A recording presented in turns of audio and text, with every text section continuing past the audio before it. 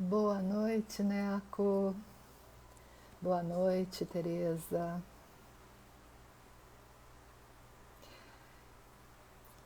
Boa noite a todos. Olá, Léo Aversa. Mari, boa noite. Boa noite a todos. Estamos começando aqui mais uma live do Espaço Afluente. Para quem não conhece, o Espaço Afluentes é um espaço de coworking no centro do Rio de Janeiro e que sempre se dedicou a palestras, cursos, treinamentos e várias atividades culturais, saraus, meditação. Então, durante o período da pandemia e da quarentena, nós migramos a nossa programação cultural para o espaço virtual e começamos a fazer aqui, através de lives e de eventos no YouTube também, a mesma coisa e outras coisas do que a gente já fazia lá no Afluente. E essa noite eu vou ter o prazer de receber o Paulo Marcos, querido fotógrafo, feríssima. O Paulo Marcos é fotógrafo profissional desde 1980, curador, editor, professor e produtor cultural. Ele é formado em fotografia pelo Brooks Institute, nos Estados Unidos, e em jornalismo pela Universidade do Rio de Janeiro. Em 2007, ele publicou Quarupi Quarupi, com a apresentação do Antônio Calado, nada mais, nada menos. Desde 2016, ele dirige o Ateliê Oriente, junto com a também fotógrafa e feríssima Kitty Paranaguá. E o Paulo ainda é coordenador de exposições e membro gestor do Foto Rio. Então, deixa eu ver se o Paulo já está entrando aqui. Vamos ver se ele já apareceu para eu poder aceitá-lo. Estamos aguardando o Paulo Marcos chegar. Ah, olha ele aí. Pronto. Paulo, você pede então para eu poder te aceitar, querido? Bem-vindo, bem-vindo, bem-vindo. Tô clicando aqui para você. Oi, Ana, boa noite a todos que estão chegando, bem-vindos, bem-vindos ao Espaço Afluente. Nós somos um espaço cultural, somos um coworking e também uma plataforma que divulga e trabalha com cultura, desenvolvimento pessoal e coletividade. Eu estou aguardando aqui para poder incluir o Paulo aqui. Espera aí só um minutinho. Prontinho, agora vai. Agora o Paulo vai chegar. Foi.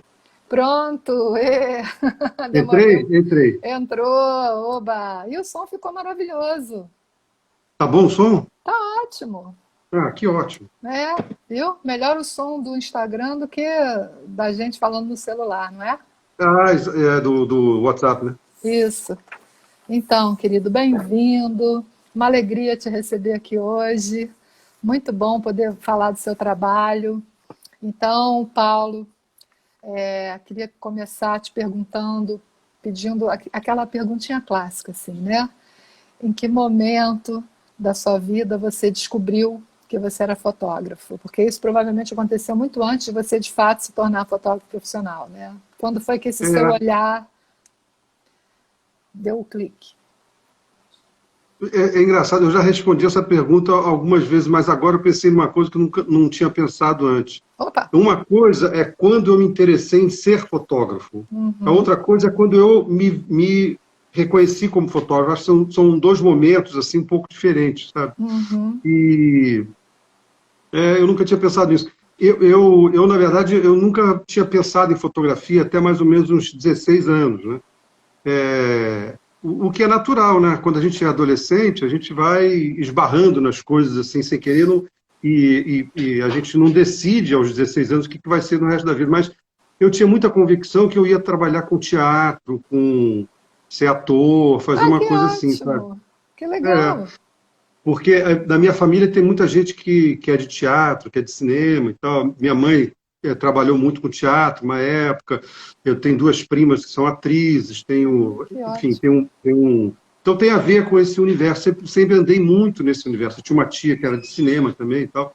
Então eu achava que eu ia ser ator, ou ia trabalhar com teatro de alguma forma, sabe? E Sim, aí um amigo meu me apresentou um livro do Cartier-Bresson, que o pai dele tinha acabado de trazer da Rússia. O pai dele foi à Rússia, isso em 70 e poucos, e trouxe esse livro do Cartier-Bresson sobre a Rússia, que o Cartier-Bresson foi o primeiro fotógrafo, né? Para quem não sabe, Cartier-Bresson era um fotógrafo francês que morreu com quase 100 anos de idade, um fotógrafo muito importante, talvez o fotógrafo mais influente do século XX, tal, sim, que tinha o sem apelido de dúvida. Olho do Século. E aí O o olho pai do dele, século. o Olho do Século, é uma responsabilidade incrível, né? O Olho do Século. Eu acho que de uma certa forma ele foi realmente. Então, aí eu vi esse livro sobre a Rússia e eu falei que coisa incrível o trabalho desse cara, né? O cara, porra, viaja o mundo, foi parar lá na Rússia, fotografa com uma câmerazinha simples, ele usava uma câmera Leica pequenininha, 35 mm, usava Sim. duas lentes no máximo, e viajava o mundo e fotografava, e era uma coisa, me parecia muito leve, sabe? Parecia uma forma leve de ver o mundo.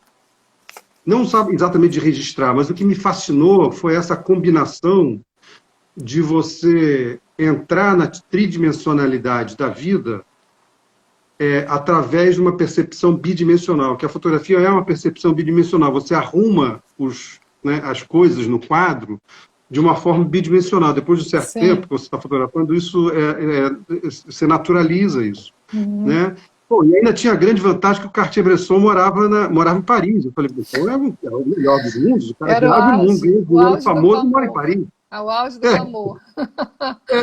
Exatamente. É claro que isso não aconteceu, eu não virei o Cartier-Bresson, me afastei desse tipo de fotografia e fui aos poucos me descobrindo fotógrafo, né? Então, vamos dizer assim que no começo eu me interessei pela fotografia como um todo e depois eu me interessei em ser fotógrafo. Aí eu acho que é uma coisa que foi acontecendo paulatinamente.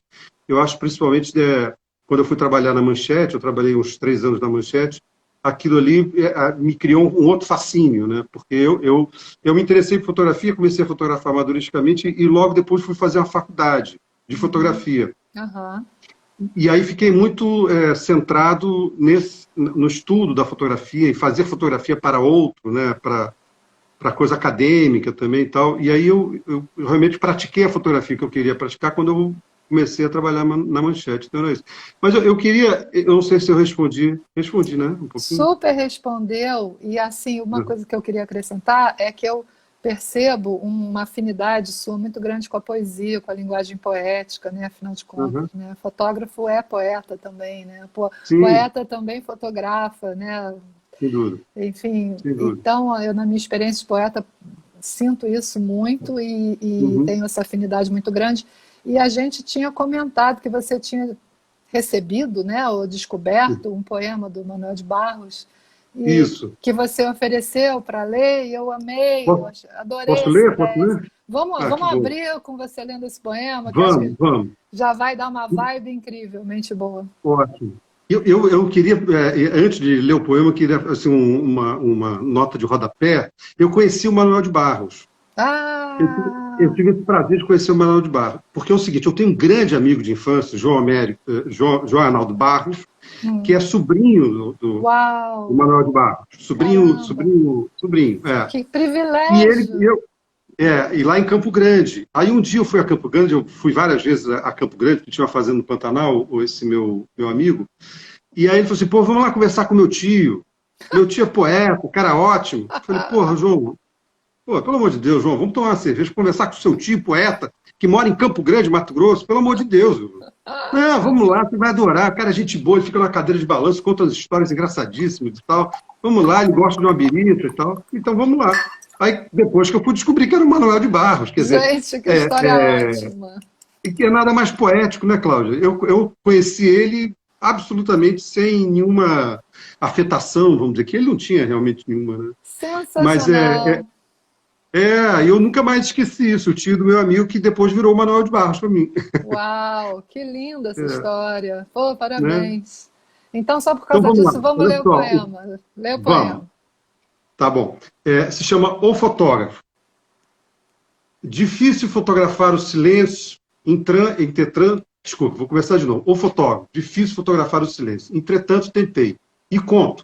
Madrugada, a minha aldeia estava morta, não se ouvia um barulho, ninguém passava entre as casas. Eu estava saindo de uma festa, eram quase 4 horas da manhã. Ia o silêncio pela rua, carregando um bêbado. Preparei minha máquina. O silêncio era um carregador, fotografei esse carregador. Tive outras visões naquela madrugada, preparei minha máquina de novo. Tinha um perfume de jasmim num beiral de sobrado.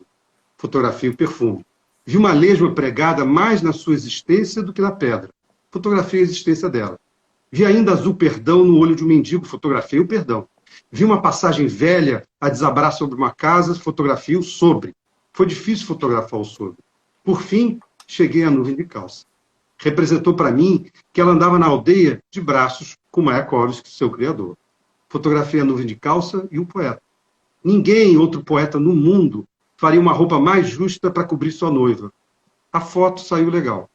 Quer dizer, Manuel de Barros é brincadeira, né? Porque realmente você falou dessa conexão da fotografia com a poesia, e eu acho que elas se encontram, elas se entrelaçam na síntese. Né? A fotografia é muito sintética, ou ela pretende ser sintética. Sim. Então, acho que a poesia muitas vezes, a síntese inesperada e subjetiva de alguma coisa que você também sente ou vê no real visível, né, na realidade. Né? Eu acho que essa conexão aí existe claramente para mim.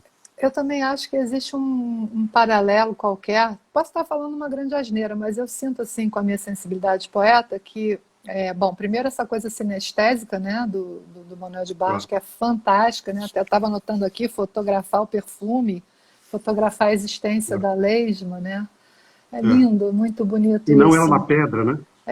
Pois é, exatamente, mas eu estava pensando que o Barthes, né, o Roland Barthes, quando ele fala do punctum na fotografia, Sim, essa coisa que para a qual converge, né, a própria ideia, proposta, ou rasga ou abre alguma coisa, isso também é um movimento semelhante ao poema, né? O poema também tem essa concentração da linguagem, né? Porque mesmo que ele seja longo, ele é concentrado. A linguagem não desperdiça, né? Não tem desperdício.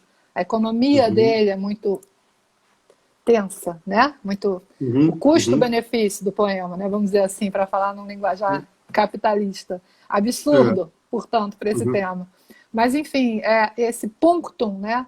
essa pungência também que o poema tem, que essa linguagem poética tem, é onde a gente, né, na fotografia também se encontra. Com certeza. Lindo, adorei isso.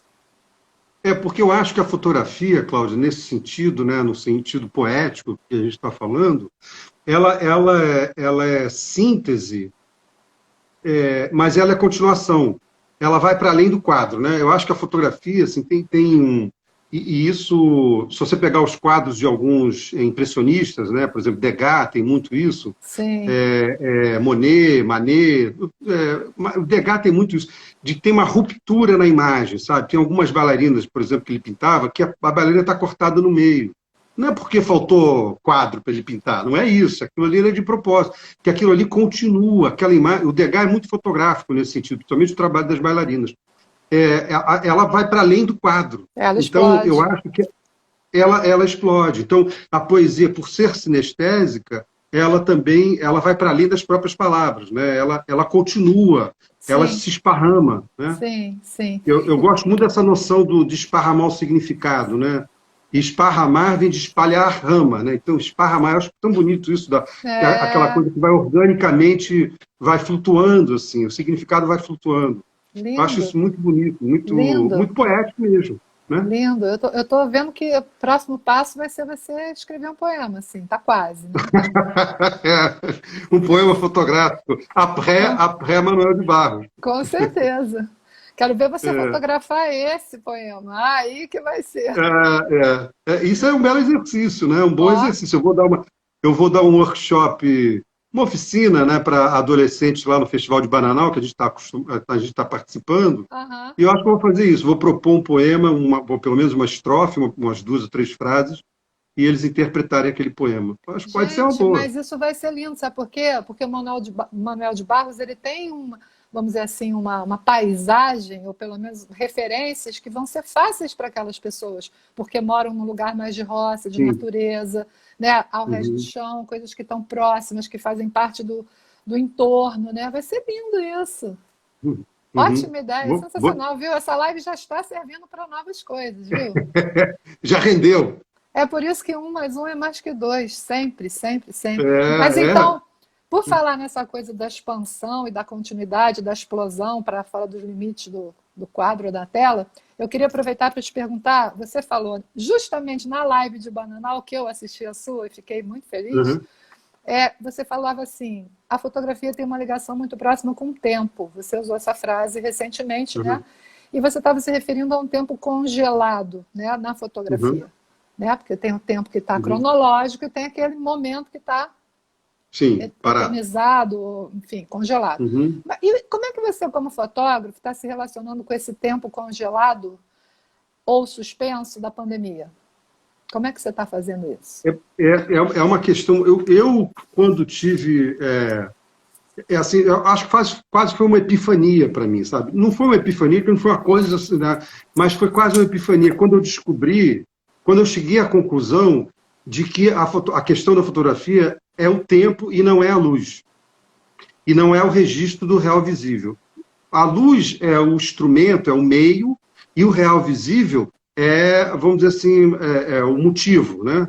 Mas a Hum, questão, filosoficamente falando e poeticamente falando, é a questão do tempo na fotografia. Por isso que é tão fascinante. Porque nada tem o poder de, entre aspas, congelar o tempo como se atribui à fotografia. Porque a é pintura, fato. por exemplo, por mais rápido que os impressionistas, de novo, né, pintavam, né, a série lá da Catedral, que o Manet fez 18 versões da luz banhando a Catedral, aquela questão ali não é exatamente a luz, exatamente. Como é que a cadência do tempo. Né? Então, é muito interessante, a gente está vivendo num tempo que, ao mesmo tempo que o tempo está suspenso, ele se acelerou de uma forma que a gente não sabia, a gente não podia esperar que ele se acelerasse. E Isso. ele se acelerou como?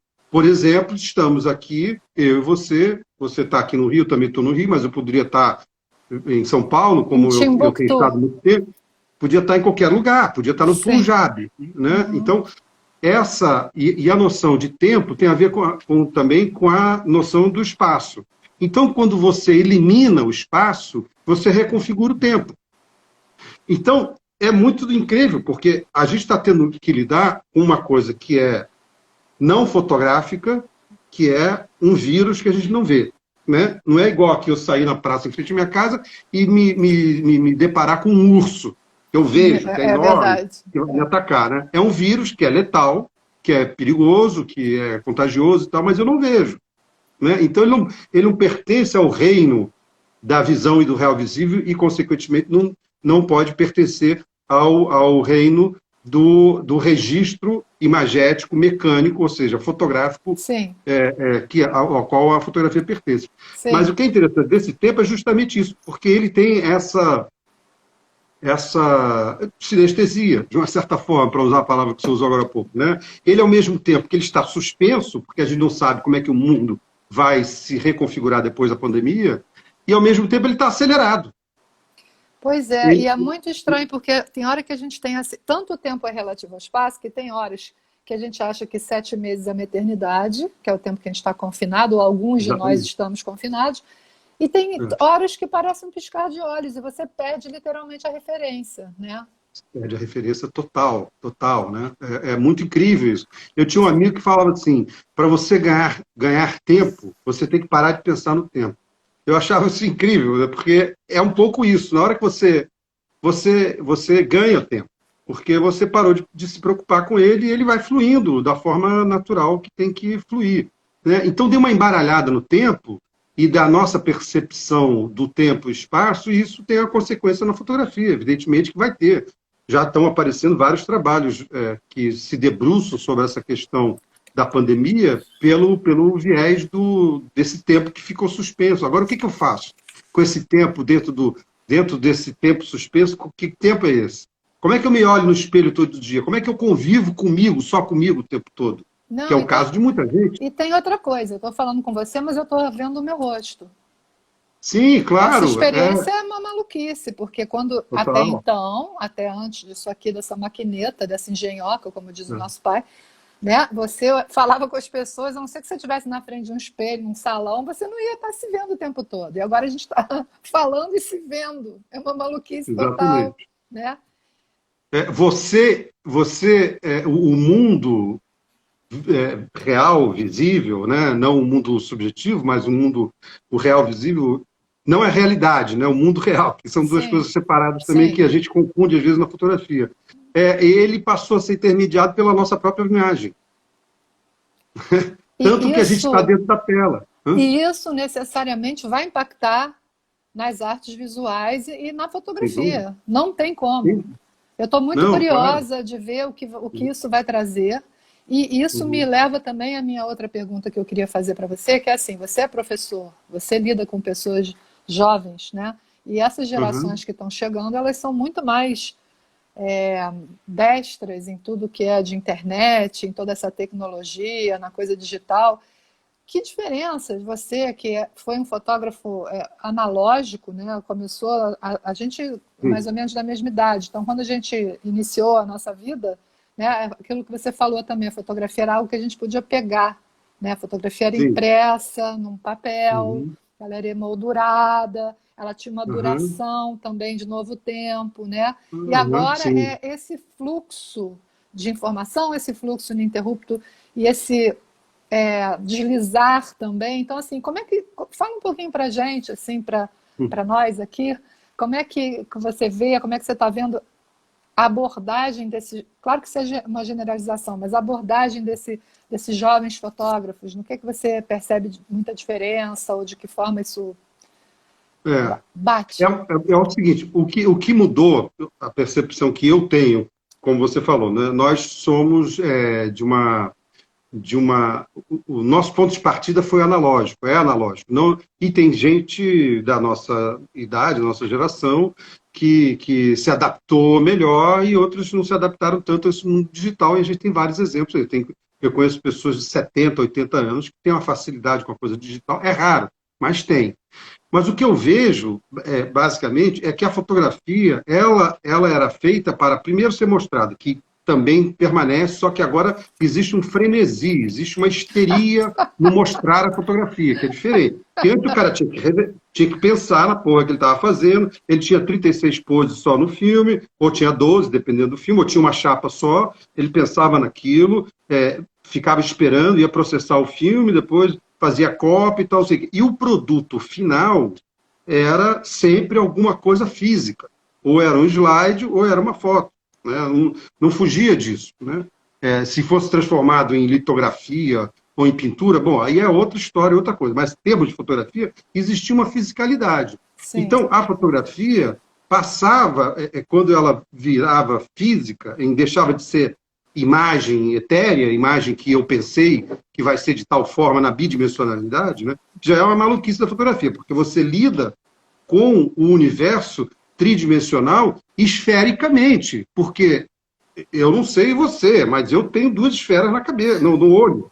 Meus dois olhos são duas esferas, não são dois retângulos, não são dois quadrados. Não. É muito louco isso, porque a gente vê, porra, e a gente assume que o negócio quadrado ou retangular, preto e branco, bidimensional, é um retrato do real visível. Né? Então, Uhum. o que eu estava querendo dizer, então, do negócio analógico, então a fotografia, ela era física. Então, ela passava, em algum momento, ela passava a ser um amuleto, poderia ser um amuleto, ela virava uma coisa física e ela virava uma espécie de uma extensão do seu corpo mesmo.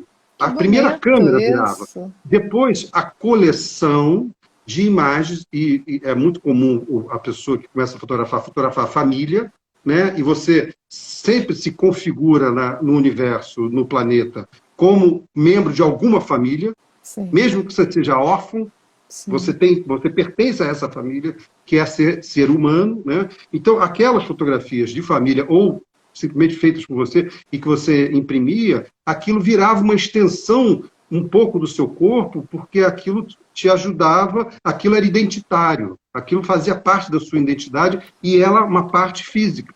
Sim. Agora, 99% das imagens, elas não existem fisicamente.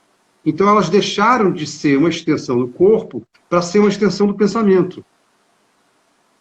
Elas estão no universo do não palpável.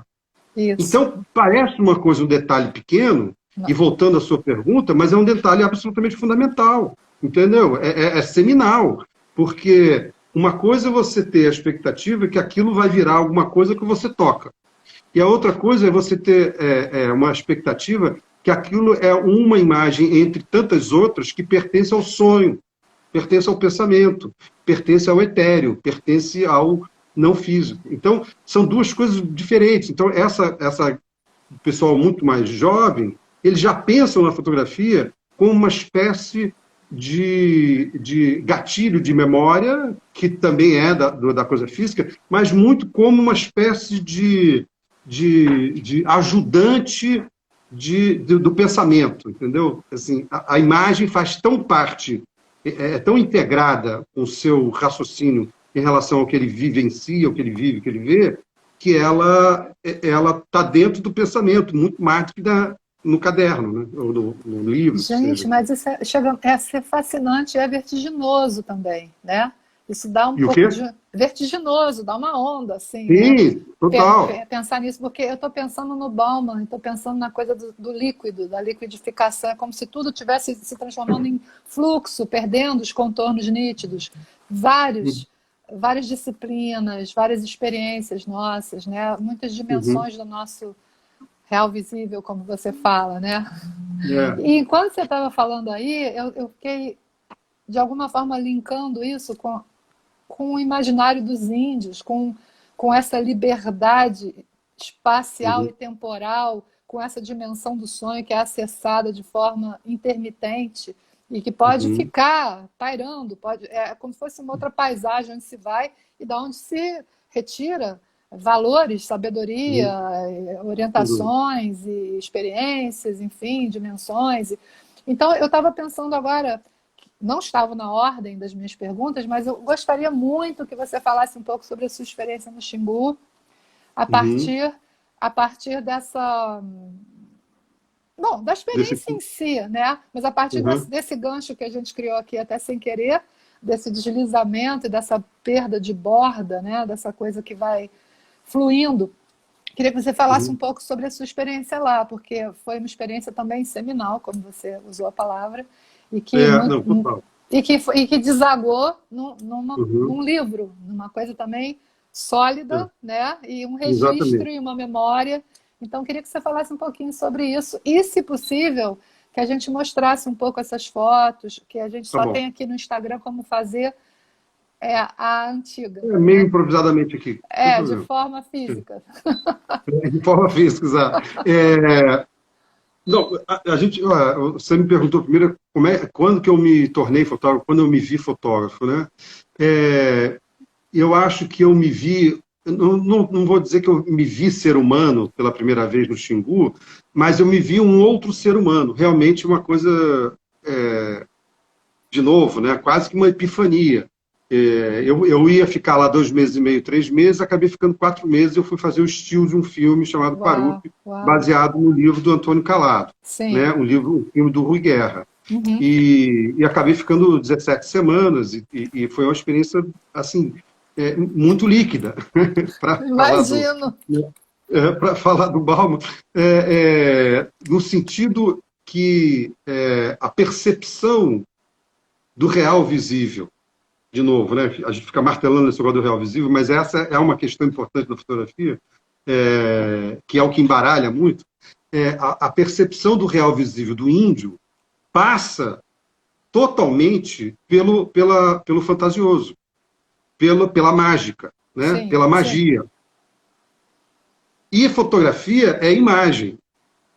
E a raiz de imagem é mágica.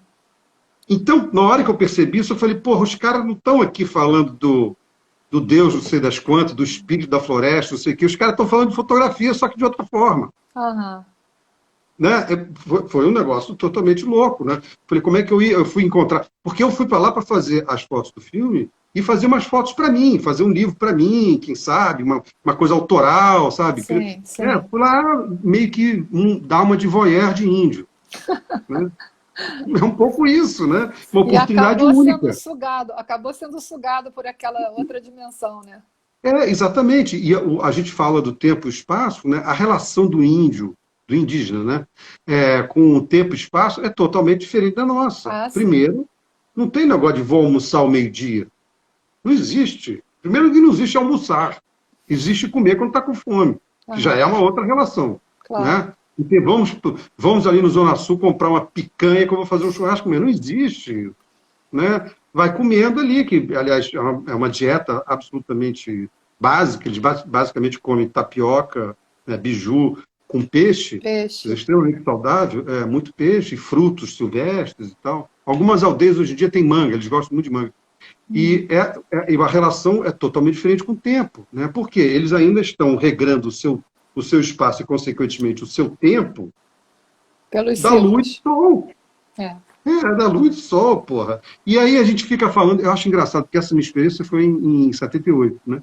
Aham. Você tinha quantos Foi em anos? 88, 88, desculpa, 88. Você tinha quantos anos, Paulo? Eu Desculpe a tenho 30 anos. indiscrição. 30 Não, anos. inscrição alguma. 30 anos. Eu tinha 30 anos. Eu tenho 62. Um corpinho de 61. Mas pelo menos dá um descontinho, né? Mas eu fui para lá com 30 anos também, que é um marco. Para mim foi um marco muito grande fazer 30 anos. Né?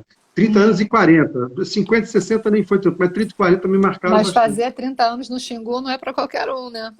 Não, não é para qualquer um. Ao lado do Rui Guerra, ao lado do Antônio Calado, que estava vivo e tal. Então, foi uma experiência totalmente louca para mim, né? Porque eu Aham. nunca podia imaginar. Eu, olhando para trás agora, eu falei, eu com 30 anos era muito novo, né? Que pena que eu não posso ter essa experiência agora. Que eu É conseguiria sempre absorver isso. muito mais. É sempre Porque, isso. claro, você fica mais velho, mais maduro, tem mais coisa para trocar, para pensar e tal. É, Mas, claro. mas aí foi essa experiência incrível, assim, de conviver com eles. E agora, né, século XXI, 2020, e eu tenho ouvido muito as pessoas falarem que uma das coisas que estão aprendendo com a pandemia é desapego. Né? Fala desapego. Sei. Parece que está na moda, são duas palavras que estão na moda, é desapego e atravessar. A quantidade de coisa que é atravessada por outras coisas é uma coisa incrível. Não sei, não sei quem é atravessado pelo não sei o que, é uma loucura. E também tal do desapego, acho que virou moda esse negócio de desapego e atravessar. Mas Adorei. o desapego, eu estou falando do desapego porque aquilo lá é desapego. Sim. Porra, o cara não. O máximo que ele tem é a sandália havaiana, e às vezes bota lá a camisa e bota a calça, porque os brancos ficam assim achando meio estranho, né? Que é realmente estranho nos primeiros dias. Você vai numa aldeia, tem 60 pessoas nuas, desde uma É. criancinha de 1 ano até um velho de 90, e uma Sim. velha de 90. Então, Uhum. você estranha no começo, não faz parte do nosso código, mas depois é que você naturaliza. Mas o índio anda com aquilo, anda com as miçangas e sandália havaiana para machucar menos o pé. Basicamente é isso. Então, isso é desapego. E por que existe esse desapego? Porque ele tem uma outra relação justamente com o tempo e com o espaço. Né? Ou seja, ele se analisa como humano a partir da sua interconexão com o cosmo e com a natureza, com os bichos, com as coisas. É muito forte isso, sabe? É muito intenso, né? Não é à toa que sempre causou um fascínio enorme, Não, mas eu né? E fico você pega. imaginando. Ah, desculpa. Hum.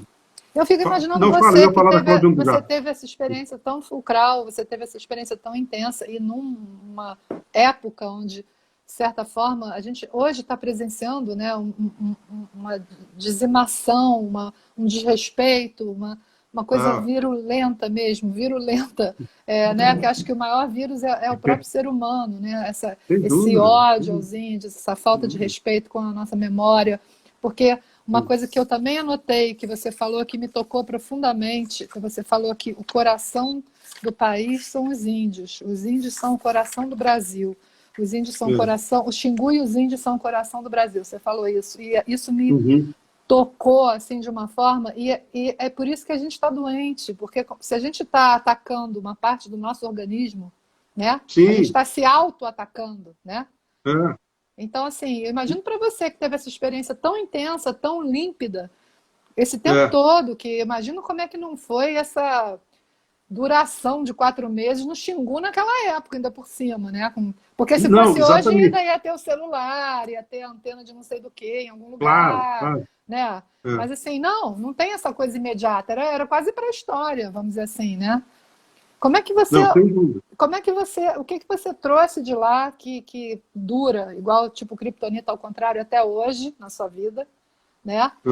E mostra pra gente, por favor, as lindas fotografias que você tirou, fala do livro, a história do Calado, que é uma coisa preciosa, você ter tido o texto que ele escreveu de apresentação, uma maravilha. Tudo isso é lindo. É lindo, é lindo.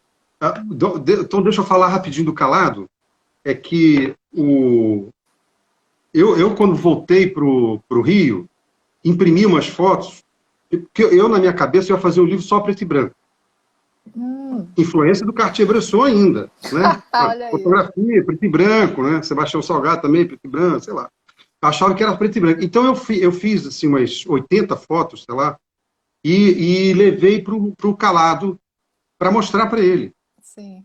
Queria mostrar para ele, né? Eu estava assim, mexido com a história, estava orgulhoso, né, de ter feito parte daquilo e tal. E eu tinha acesso ao Calado, primeiro que eu conheci, ele foi no Xingu 2 vezes, conheci ele e tal, não sei o quê. E eu tinha uma relação assim, meio familiar com ele, porque meu pai tinha sido advogado dele. Então, tinha ali, não era assim, um cara um fotógrafo. Né?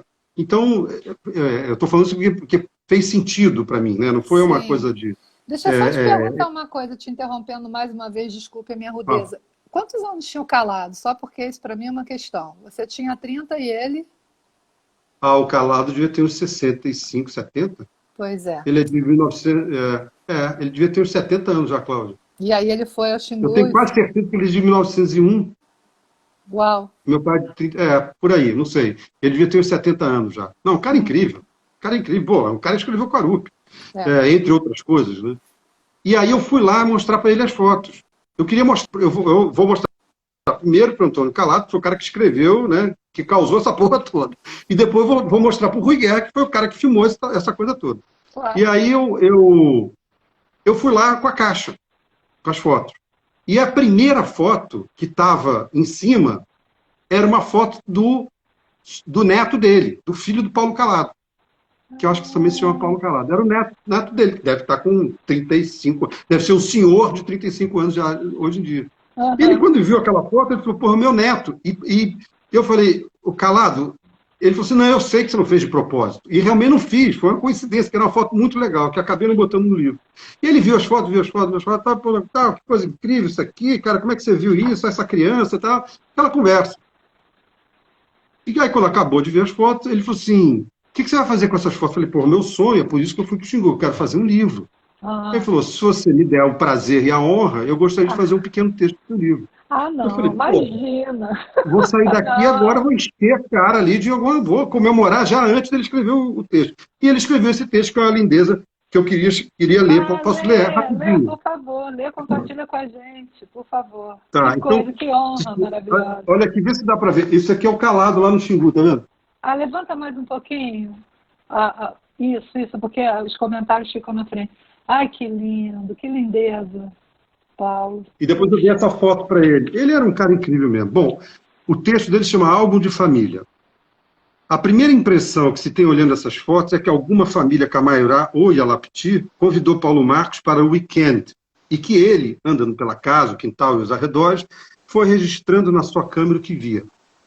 Na verdade, Paulo Marcos passou no Xingu 4 meses de árduo trabalho no belo filme Quarup de Rui Guerra. E ao ar natural que se tem as fotos, a simplicidade e doçura do que mostram são a marca da finura do seu autor. Para o fotógrafo no Xingu, o flagrante vistoso, espetacular é fácil. Na ponta do galho de árvore que se debruça sobre o rio, o índio retesa a corda do arco para fisgar o peixe. Fumando um charuto de ervas, o pajé expulsa maus espíritos do corpo de uma índia com febre. Jovens atletas se engalfinham na luta, na uca-uca. mas não eram cenas assim que Paulo Marcos buscava, e sim o cotidiano dos índios, a vida fluindo entre eles, como flui entre nós.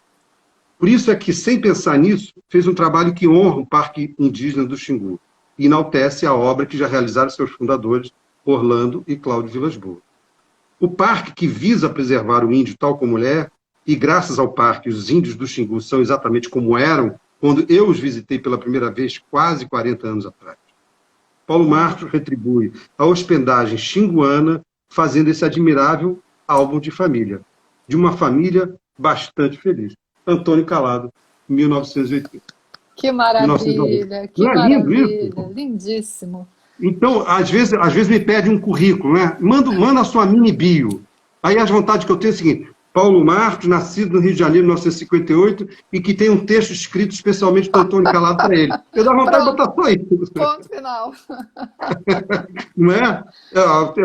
Calado escreveu um texto para mim, pronto, tá bom, de termos de currículo. Para falar no linguajar idiótico de hoje em dia, lacrou. Lacrou. Lacrou. Calado usaria essa expressão se estivesse vivo, com certeza. Lacrou. Lacrou. Deixa eu mostrar a capa do livro aqui, vê se dá para ver. Ó. Mostra, isso. Sobe só um pouquinho. Sobe. Olha aí, gente. Me digam se está dando para ver legal, porque tem comentários passando. E o livro chama Quarupi, mas um com K e outro com Q. Fala por quê. Porque o Quarupi com Q é o título do livro do Calado, do romance que ele escreveu em 68, eu acho, né? 67. No auge da ditadura. No auge do tiro, porrada e bomba. Né? O AI-5 é de 67, inclusive. Exato. Não é? Não, tiro, porrada e bomba total. Assim, porra, uma loucura. A história é linda. A história do livro fala, por favor. Não, a história é maravilhosa. É a história da conversão de um padre um franciscano, padre franciscano, padre Nando, que é o Taumaturgo Ferreira, se libertando, vamos dizer assim, das amarras religiosas católicas e da culpa, e tem uma hora que ele fala que eu tenho que sair, usando a analogia da fotografia, eu tenho que sair do pensamento, eu tenho que sair do reino, vamos dizer assim, do mundo do pensamento e da religião, no sentido que você tem fé e acredita numa coisa que você não vê. Novamente. Uma coisa que você não vê. Né? Aliás, quando você fotografa, você também não vê, porque sobe o espelho da câmera e fica escuro, você que não percebe. Então você fotografa o que você pensa, não o que você vê exatamente. Aí ele sai desse mundo, ele chega à conclusão que ele tem que sair deste mundo e tem que usar esse mundo como potência para mudar o mundo físico e as injustiças sociais. E ele vira um militante. Militante, não, como é que chama? Um guerrilheiro, quase. Um guerrilheiro, né? Ele é um guerrilheiro, ele é torturado, enfim, aquela porra toda que a gente sabe que aconteceu com muitos padres no Brasil. Né? Então, é mais ou menos isso. Ele descobre o sexo, ele descobre a militância, ele descobre o povo brasileiro, ele vai se descobrindo, ele acaba se descobrindo, né? Ele acaba se tornando uma pessoa absolutamente diferente do que ele era quando ele viu, entre aspas, Deus, ou Jesus, ou sei lá, a entidade qualquer que ele viu. Então, é muito bonito o livro. O filme, eu acho bonito o filme. Hoje em dia, vendo, eu gosto. Quando saiu, eu não gostei, eu achei ele meio confuso, assim. É um filme que o roteiro original tinha 2 horas e 40 e foram cortando o roteiro para fazer um filme de 2 horas.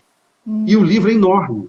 Entendeu? Então tem 1000 personagens, então ficou um pouco confuso o filme, mas eu gosto do filme hoje em dia. Sim. E eu gosto muito da atuação do Taumaturgo como Padre Nando, e tem a Fernandinha Torres, tem a Cláudia Raia, tem a Cláudia Ohana, tem a Lucélia Santos, tem o Mamberti. Pô, tem um elenco estelar, era muito incrível. Fernandinha Torres com 20 e poucos anos. E você foi como fotógrafo de estilo, foi isso?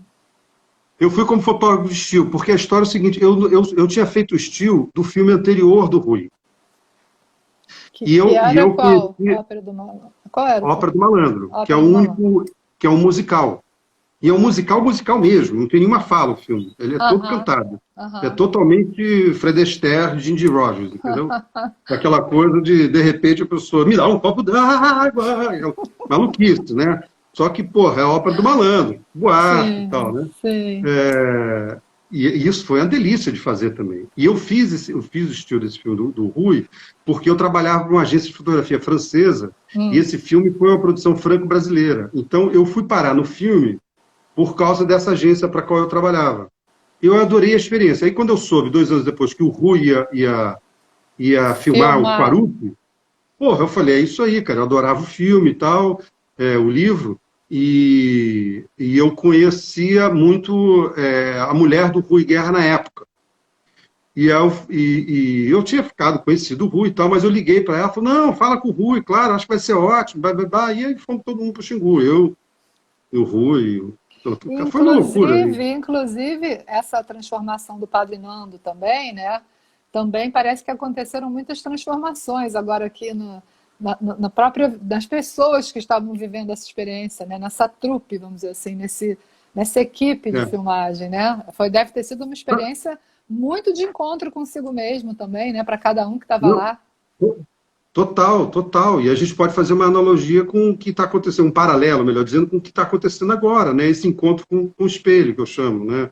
Porque o Xingu para mim, foi um espelho espiritual, de uma certa forma. Eu não sou uma pessoa espiritualizada, e muito menos religiosa, mas, mas foi nesse sentido, né? Do que é ser humano realmente, porque cara, você morar 4 meses numa barraca, eu morava num ótimo apartamento aqui, descia aí tomar um chopp no Bar Lagoa, ia na praia de Ipanema, quer dizer, era a coisa mais burguesa do mundo. De repente você mora numa barraca e não tem mais, não tem o que fazer, é ali mesmo que você vai ficar, né? E aí você vai, aos poucos, você vai tendo uma relação muito diferente com o tempo, e o que é muito curioso, é muito interessante, e Mas que eu acho que tem esse paralelo. você vai tendo uma relação diferente com o tempo, também com o seu corpo, né? Com a sua Total, mente, né? total, Porque você está pisando num chão diferente, você não claro. tem luz, ou você não tem, sei lá, nenhum tipo de distração, não tem televisão, não tem, né? Enfim, Né?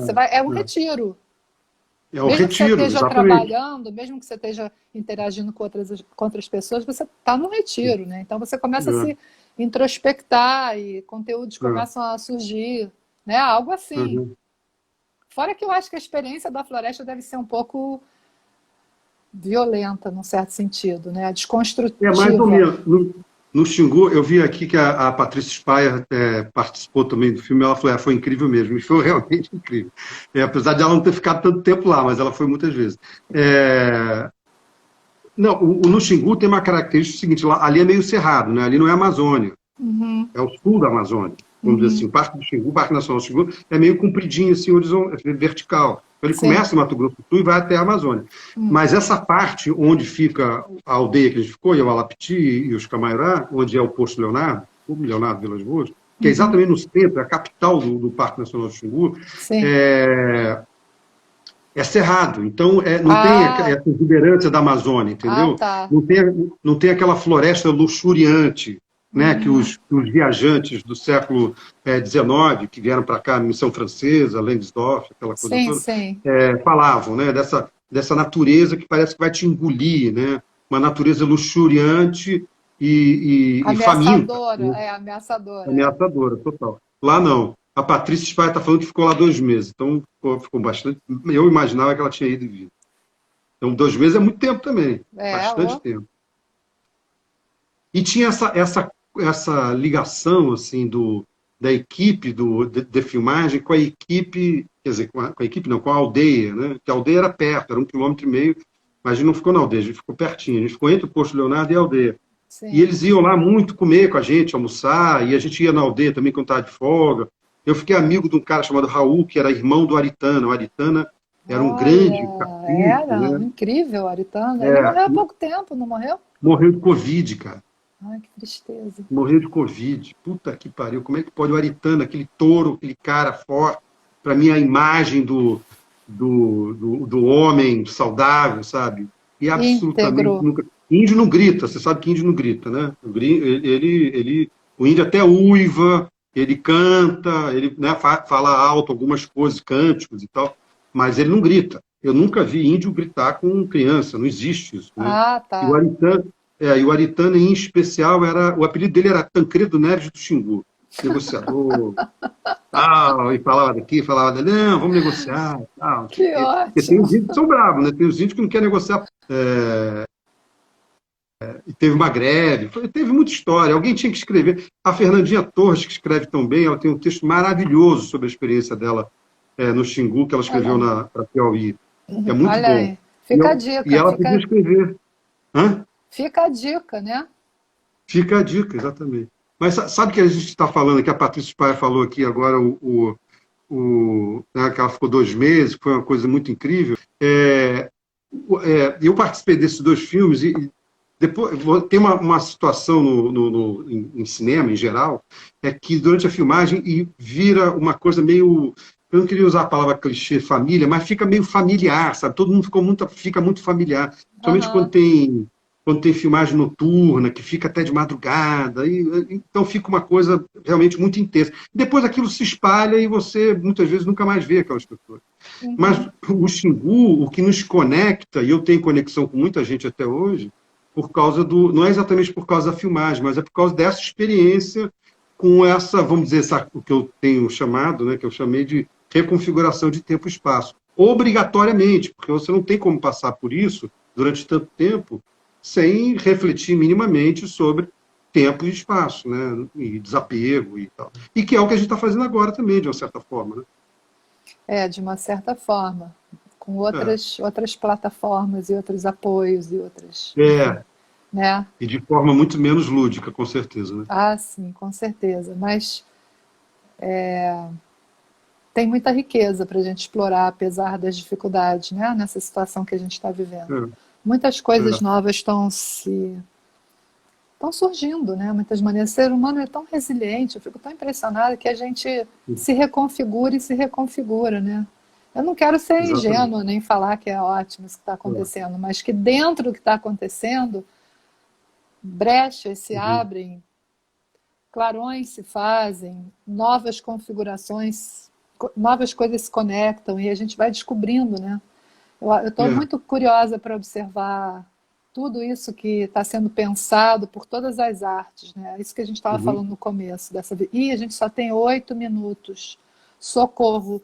Bom, eu acho que. Bom, eu vou perguntar para o nosso público se. Gente, deixa eu perguntar para vocês, que quando uma live está assim, muito dinâmica e tal, e está com um bom número de pessoas, a gente às vezes sai e abre uma nova live. Mas eu preciso saber se vocês vão continuar conosco ou se vocês vão sair correndo para fazer outras coisas na dispersão, né? Afinal, acertou. Não é? Porque senão eu quero que o Paulo mostre as fotos, por Ah, posso favor. mostrar. Né? Que Qualquer coisa a gente faz outro dia. a gente saiu no papo incrível e aí a gente queremos ver as fotos, né? Vou mostrar aqui algumas.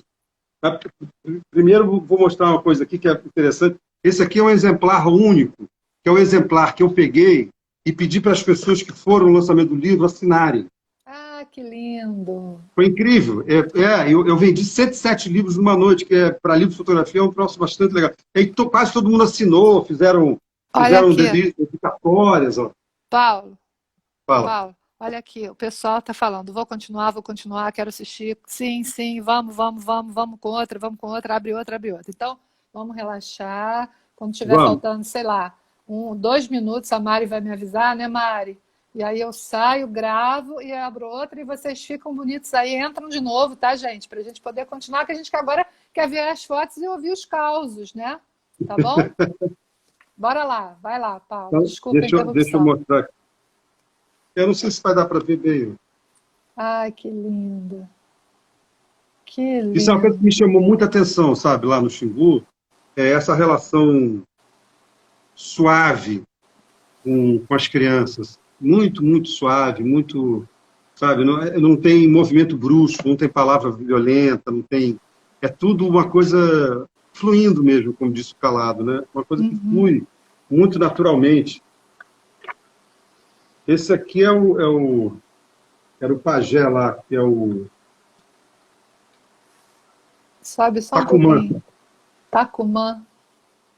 Linda. Lindeza. Dá para ver? Sacumã, esse é do Balacubá. Esse cara era incrível. A pajé mesmo. Aqui. Tá dando para ver? Não tô vendo. Tá, agora, isso, agora tá dando para ver. Essa foto foi a que a gente divulgou, não foi? Que a gente divulgou, Foi, que você exatamente. mandou para a gente. Que lindeza. Aliás, essa foto aqui Ah, tá na casa do meu amigo, sobrinho do Manuel de Barros. Foi a casa. que máximo, que máximo. Pena que o Manuel de Barros não viveu para ver. Pois é. Deixa eu ver aqui outro. E peraí, deixa eu te perguntar uma coisa. Aonde que a gente encontra o seu livro, se o pessoal quiser comprar? Eu acho que tem na Amazon. Tem na Amazon, tem na Travessa. Outro dia eu entrei e tinha. Tem na Travessa? Tem. Eu tenho alguns exemplares. Se alguém quiser também, me manda um inbox e a gente conversa. Isso, maravilha. Um instante para o nosso comercial. Olha, que coisa linda. Tá dando para ver? Sim, tá dando para ver. Essa é uma foto dupla ou ela... Não, ela tá... Mostra Não, mais. ela é página dupla. Ela é página dupla. É, página dupla, isso, Aqui linda. está o meio da página. E aquela imagem que eu vi, que também fiquei impressionada, com aqueles homens, os índios com o rosto pintado de preto. É. Aquilo é incrível. As meninas são uma graça. São. E aqui tem algumas fotos que foram feitas meio que durante a filmagem, outras que não tem nada a ver com a filmagem. Né? Isso aqui, por exemplo, é durante a filmagem. Ah, mas que lindo. Porque as crianças, eu falei que eles comem biju, né? Tapioca e peixe, basicamente, mas eles gostam muito de comer gafanhoto frito também. Ui. E aqui era a brincadeira das crianças pegar gafanhoto. E você comeu gafanhoto frito? Não. Não? Não Nem ficou tenho, curioso? sabe, nenhum nojo, nada disso, não, mas não tive, sei lá, não tive oportunidade de comer. Uhum. Olha que lindo. Ah, Toyota, abaixa um pouquinho, abaixa um pouquinho. Lindo. Assim? Eu espero, pessoal, o pessoal está conseguindo ver? Legal? Faz assim, por favor. Eu aqui para ver. Aquela do rosto preto que você falou, que vou eles pintaram o rosto com... É porque eu tenho Isso aqui, minutos para a gente abrir a próxima. Olha que lindeza. Esse é o Raul, que era irmão do Aritana, irmão do Aritana, tá vivo ainda. Sim. E eu acompanhei ele vários dias, eu fotografei ele com as duas mulheres, com os filhos, ele tinha uma mulher numa aldeia, outra noutra. Ah, olha isso, hein? São bígamos, né? Não polígamos. Entendi. Bom, quer Vamos. começar outra? Gente, o pessoal que está assistindo aí, todo mundo, eu vou encerrar, tá? Que vai acabar rápido, eu vou gravar e eu vou voltar. Vocês voltam em seguida, tá? Até já, pessoal. Vamos continuar essa viagem maravilhosa. Até. Vou pegar a cerveja. Até já, pega lá. Beijo.